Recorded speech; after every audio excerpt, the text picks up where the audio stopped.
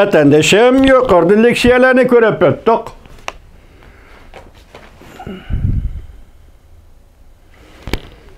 Asaslığı Tayvan'da sabık devlet iştirakatı Mike Pompeo'nun faaliyetiga, ziyaret faaliyetiga münasebetlik leksiyelerini görüp öttük.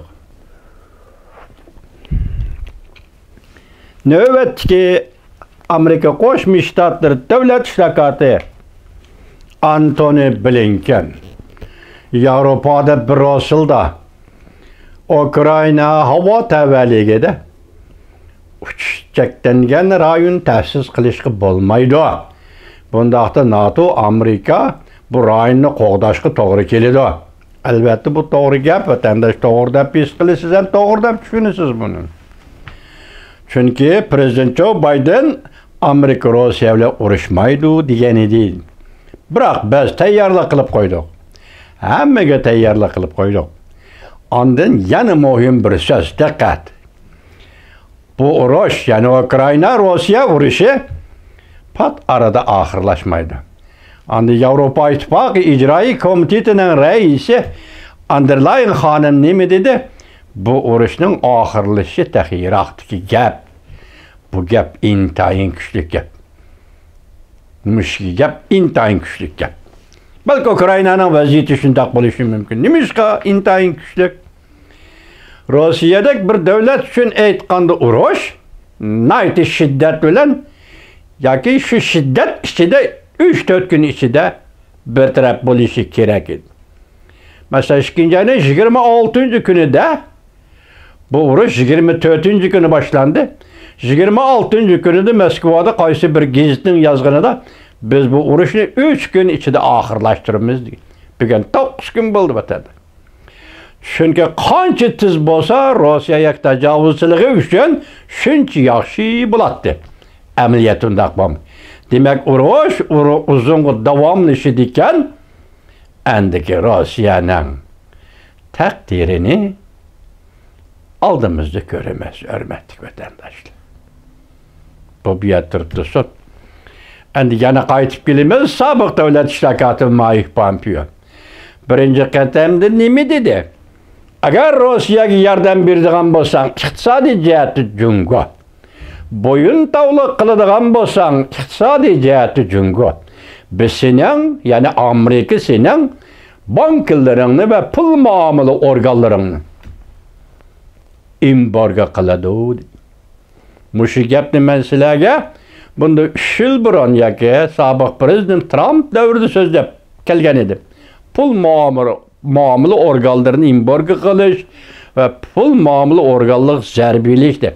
Demak, hozir 3 yil 4 yil o'tdi bugun Ukraina Rossiya urush davrida sobiq davlat ishtirakati Mike Pompeo Tayvanda yana eg'iz oldi. Pul muomala nima? Hozir Rossiyani xalqaro pul muomala sistemasidan chiqarib o'tdi.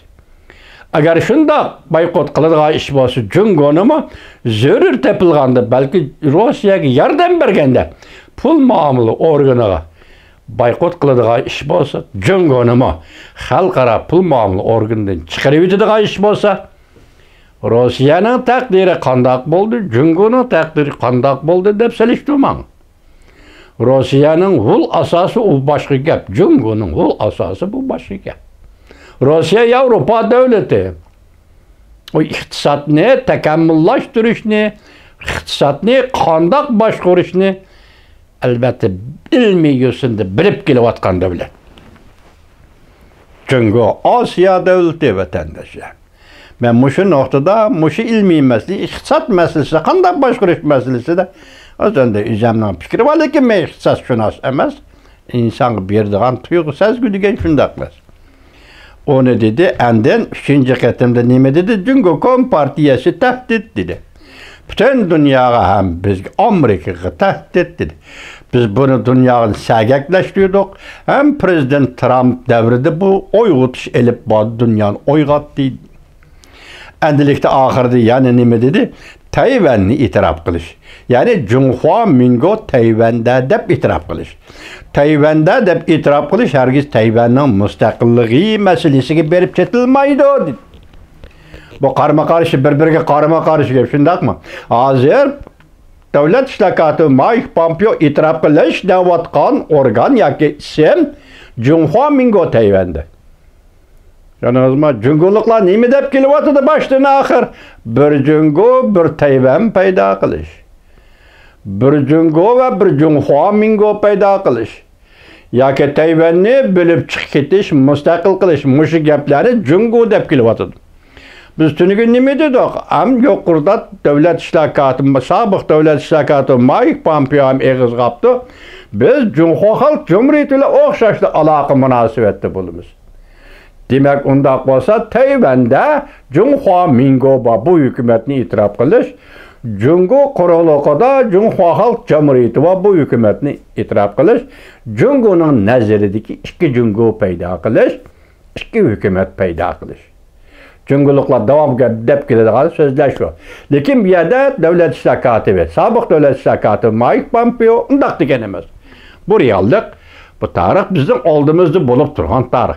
Amaliyotda butun dunyo ayni chog'da Birlashgan Davlatlar Tashkilotining Junho Mingoni o'g'lab chiqarib. Endi siz qarab ekan, yana bir nuqtada shundaq vaziyat kelib, yoki ikki taraf yarashib Tayvan Jungo ma'qul deyishadigan bo'lsa, ikki partiya bir-birini rad qilmaydigan bo'lsa, ikki taraf birlashadigan bo'lsa, Jungo quruqligida ikki cho'ng partiya, Kuomintang partiyasi, Kuomintang partiyasi. Navbat bilan huquq tutadigan, huquq egallaydigan fursat yaralamdi degan gap vatandoshim. Agar Jungo Kompartiyasining o'rnini saqlab qoladigan ish bo'lsa, Jungo Kuomintangga Tayvanda turadigan ish bo'lsa, o'ylab ko'ring vatandoshim, ayni chog'da ikki Vyetnam, ayni chog'da ikki Germaniya, hozirgi ikki Chavshan. Mushunda ishlar bu. Masalan, ikki Germaniya tinchlik bilan, namoyish bilan, islohotchilik bilan birlashib bir gavdaga aylandi deyli. Endi Vyetnam urush bilan birlikka keldi deyli. Chavshan shu holda turibdi deyli. Agar Tayvan bo'g'izidimi u taraf Jungo bir davlat, bu taraf Tayvan bir davlat. Bu ikki hol paydo bo'lgan bo'lsa, u vaqtida Tayvan hech qachon ikki partiya, üç partiya, cho'ng quruqlik, demokratiya bu. Ularni so'zlamay, balki Tayvan o'zining ishini o'zi qiladi. Chunki ular hech qanday ishi bo'lmaydi. Biroq bu siyosat agar Tayvanda shunday ish bo'lgan bo'lsa, Jungo Kompartiyasining o'rni Jungoda turalan mavjud bo'lib turalan mustabid elde buni turalam deb savol qo'yolmaydi ekanmiz vatandoshim. U xalq mustabid tuzumni himoya qilgandan siz chora yo'q. Chora yo'q qildik, mana ko'ryapmiz hozirgacha. Chunki xalq pufra qo'llayapti. Kompartiyani xalq pufra qo'llayapti. Mayli qo'rqib turib qo'llasin, mayli qarshi shaklida ichida qo'llasin, qo'llayapti. Shundaq ahvolda buning chora yo'q qildik ekan. Endi hozir bir murakkab jarayon Tayvan. Amerika Qo'shma Shtatlari e'tirof qilishi kerak dedi sobiq davlat ishlar katibi Mike Pompeo. Bugungi vaziyatdagi ikki nuqta mana shu yerda vatandoshim. Agar Rossiya dedi iqtisodiy jihatda, Jungo iqtisodiy jihatga Rossiyaga yordam beradigan bankini boykot qilamiz, Jungoning pul muomala organlarini boykot qilamiz dedi. Buning ichida bugungi endi siyosat sohasidagi va harkat jarayonidagi eng xatarli ish Rossiya 3 kunda olaman degan Ukrainani ololmadi. O'tganda biz dedik, bir kunda xarjlanayotgan pul 1 milliard 500 million fond sterling dedik. Bu dollarga hisoblaganda qancha, Jungo puliga hisoblaganda qancha belgilab olmaydi. Bir kunda 1 milliard fond sterling 500 milliondek fond sterling xarjlansa, hozir bugun 9 kun bo'ldi, 10 milliard yo'q, yoki 15 milliard yo'q denglar. Bunchalar pulni Rossiya qanchalik ko'tara oladi? Ko'taranmaganda bir-birini qo'llash shaklida Jungoga qandaq murojaat qildi. Jungo pullar yordam berem. Yordam beradigan bo'lsang, embargo qilamiz. Yordam bermasang, baga va'dangni yenib olsa, Jungo Rossiya munosabati qandaq bo'ladi? Vaziyat mana shunday ekan, vatandosh.